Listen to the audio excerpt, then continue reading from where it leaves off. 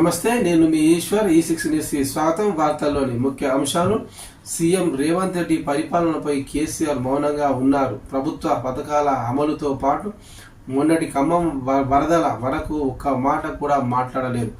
Budget పై ఆయన media పాయింట్లో మాట్లాడిన మాటలే చివరివి. కేటీఆర్, హరీష్ రావులు ఎంత విమర్శించినా కేసీఆర్ మాత్రం క్లారిటీతో ఉన్నారు.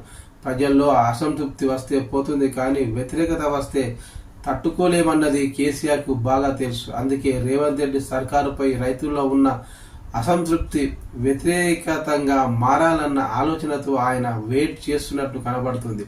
కాంగ్రెస్ ప్రభుత్వం 100 రోజుల్లో హామీల అమలు పేరుతో అధికారంలోకి వచ్చింది. దాదాపు 10 నెలలు గడుస్తున్నాయి.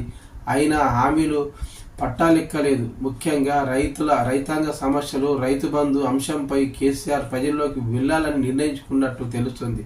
ఈ నెల 18న తెలంగాణ భవన్లో కీలక సమావేశం జరగబోతుంది.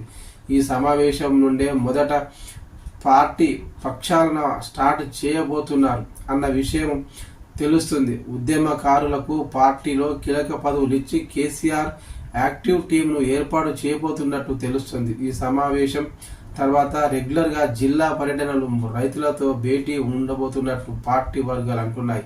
కేసీఆర్ పర్యటన సందర్భంగా కేటీఆర్, హరీష్ రావులు ఎక్కడ యాక్టివ్గా కనపడరు. కేసీఆర్ ఉత్తర తెలంగాణ జిల్లాల్లో ఉంటే వీరిద్దరు దక్షిణ